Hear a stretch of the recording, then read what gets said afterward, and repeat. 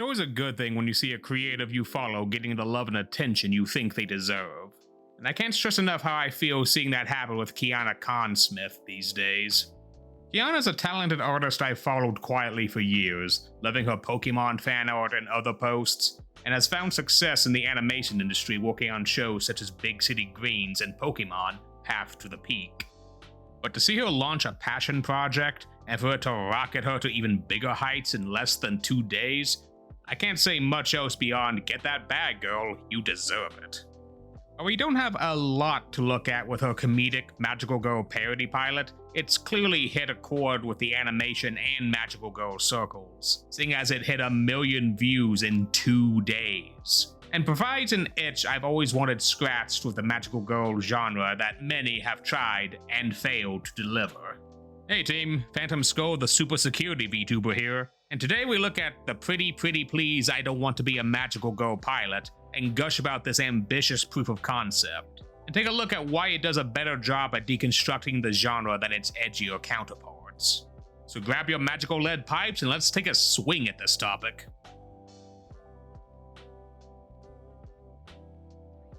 First off, if you haven't seen it yet, go watch it. It's only 11 minutes, and let's keep rocketing this pilot to bigger heights. Link below, and I'll see you after. So what's the pilot about? It's a pretty straightforward plot. We're introduced to Aika, a bubbly and energetic 15-year-old girl who's excited to have a boring, normal high school life in a new town. With how much she obsesses over that normalcy, color me surprised that her life is anything but normal.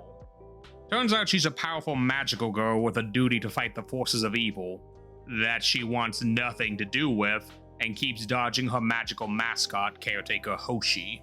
After befriending shy, nerdy Magical Girl fan Zera, our semi-dead inside heroine is forced to suit up when those forces of evil come a-knocking at her school. Though her tactics are less Moon Princess halation and more Oakland street rules.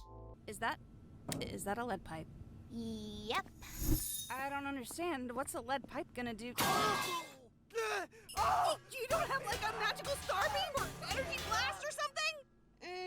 Yeah, I guess I do. Like, what even is a star beam, you know? Now a lead pipe to the shins? That's just reliable, baby. I love this pilot for many reasons. Besides being a fan of Magical Girl shows, this is just such a polished and clean animatic. Kiana's really showing off her industry skills with this pilot. I just adored the art style of the characters, showing a lot of Kiana's own style with some inspiration from the previous shows she's worked on. A very nice blend of Western animation and anime-askew aesthetics. I know some weirdos have been trying to trash it, copy and pasting lazy bean mouth or Cal Arts insults, but I'm not dignifying those mouth breathers beyond saying, get a life, and it's not even an example of this stupid Cal Arts meme. I swear these people. But above all, the characters are just adorably lovable. Right off the bat, Aika is just a wonderful little gremlin of a protagonist. At first, she seems like a bubbly and excitable model student, but quickly we see a more dour and irritable side of her whenever she has her duties as Star Guardian, Guardian of the Stars, thrusted upon her. Bios, reference sheets, and comments from Kiana have shown that this magical girl role is one that she's come to hate, due to burnout and something she was once passionate about now becoming her job. She's become bitter and numb whenever these magical adventures show up at her doorstep now. The switch between bubbly honor student who's excited to enjoy subpar lunch meals and the almost dead inside looking warrior of justice so far seems to be the main source of comedy. Aika loathes being a magical girl and will do everything possible to get it over with. This is shown as she skips the iconic magical transformation sequence and using her powers to summon mundane weapons like a lead pipe to savagely maim her enemies into submission, over drawing it out with flashy, pretty magical attacks. I guess this kid took magical girl classes with Hamura. Aika treats being a magical girl like a chore, and desperately wants nothing more than to be a nobody at a normal high school, instead of constantly in the spotlight and needing to be the bubbly, smiling warrior of love most magical girls are known as. Which makes her dynamic with Zera much more entertaining. They at first come off like a typical aloof and distant character. How familiar. Only much like Aika for this dynamic to switch to reveal they're just a shy, nerdy, high school loser, as they refer to themselves. Once Zero lets her guard down, they quickly become a friendly, if socially awkward dork who loves magical girls, much to Aika's chagrin. The adoration of magical girls, with her love of Moon Sailor, a parody within a parody, how cute, makes for a compelling dynamic with the burnt-out Aika. There's hints between the pilot and official art from Kiana that implies that Aika and Zero might have more than friendship in the cards, but we'll leave that there for now. Hoshi is an equally interesting character, being about as surly as most mascot characters in deconstruction shows, but Kyubey, this foul-mouthed star, is not. Hoshi, much like Aika, has lost their luster for the magical girl adventures, becoming apathetic beyond making sure that Aika, who they describe as one of the best in the Maho shoujo business, is still performing her duties, even if she's half-assing them with lead pipes and rocket launchers. But at least from what I've seen, they're not malicious, just as burnt out as our heroine. But what would a Magical Girl series be without some bad guys to chew the scenery? Eclipse, Servant of Darkness, was a hilarious dork for his brief screen time in the pilot. He oozes Team Rocket James energy, and given Kiana's past fan works and inspirations, not surprising, but still welcomed. He's got a decent balance of being enough of a threat, but still goofy and dorky enough to almost want to root for him, or at least love to hate him. His boss, Lady Devoid, sadly doesn't get much screen time, but she checks all the boxes for a classic Sailor Moon Queen Barrow-styled villainess. She's cunning, commanding, and definitely getting on some VTubers' mommy lists when this series eventually drops in full.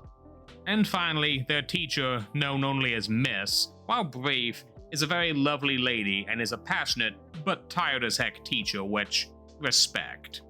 Probably the most insane thing about the pilot is just how stacked of a voice cast it has. Kiana's really flexing her networking skills here. Aika's voiced by Aneris Quinones, aka everyone's favorite buff bunny from My Hero Academia, among other roles. Zero is voiced by Bennett Ibarra, aka the voice of Sailor Jupiter of the Viz Media dub. Hoshi is voiced by the legendary Squid Girl and Madoka herself, Christine Mary Cabanos. Alex Lee hams it up as Eclipse, but being the English VA for Zenitsu, this makes sense. Shara Kirby brings her amazing voice to Lady Devoid, once again voicing another villainess. Michelle Knotts, the modern VA for Pokemon's Jessie, brings a fun performance as their teacher Miss. And while in only one scene, Maeve Harrington, aka Celestia Ludenberg herself, provides a funny moment as Sydney the Kidney Girl. Call me if you need me. What? What was that?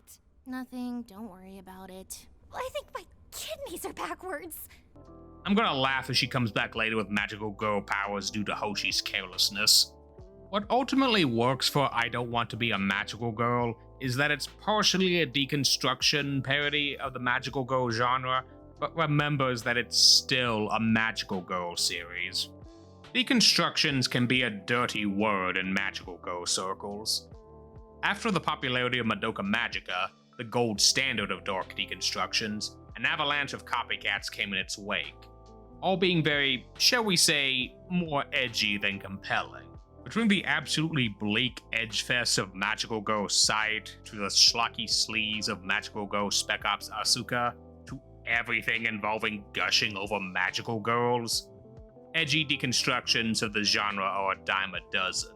And frankly, a lot of the more traditional fans of the genre are sick of them, though that's not a monolithic statement, so take that with a grain of salt. I won't be going into detail about these shows because 1, this isn't about them, and 2, the sheer amount of content warnings I need to give about all of them would bring down the mood and tone of this video. Ignoring Madoka Magica, which, again, while dark, is still a brilliant example of the genre, its many copycats only ever touch the surface-level aspects of the magical girl tropes, but stick it full of bleak, tacky, and overly sexualized nonsense. None of that can be seen in I Don't Want to Be a Magical Girl. much like Red Ranger Izakai's clear love for the Super Sentai shining through, you can tell Kiana loves the magical girl genre. Even if our protagonist hates being a magical girl, it's not out of any twisted or dark reason. She's simply burnt out from her passion becoming a job, like many of us. But even with her disdain of being a magical girl, she doesn't ignore when others need help, such as Zira. Deep down, she's still the same guardian of the stars, but has lost her spark for her duties. But maybe her friendship with Zira can help her rekindle it down the line. What's fun about the pilot is that while its characters have sailor mouths, it's never exaggerated to the same level as other animated projects. While clearly not made to be a traditional all-ages property, I mean, we had a kid drop an F-bomb 3 minutes into this. It avoids going out of its way to be overly violent, like Invincible, or overly crass, like anything Seth MacFarlane has made. It strikes a good balance and gives me Owl House vibes in its humor and tone. While its future is still in flux, and obviously Kiana and her team are going to take their time to make sure this show is as great as its pilot has shown, I'll definitely be keeping an eye out for more. And with 1 million views in 2 days after posting, somebody with money is gonna come a-knocking. Just please avoid Disney. They've shown they can't be trusted with a show like this. And regardless of where I Don't Want to Be a Magical Girl is going, it's still a lovely look at the genre without forgetting its roots, and still clearly made by people who adore these pretty and lethal guardians of love and justice. And I'll definitely be dropping all the support for a full season once the time comes. Thanks for watching.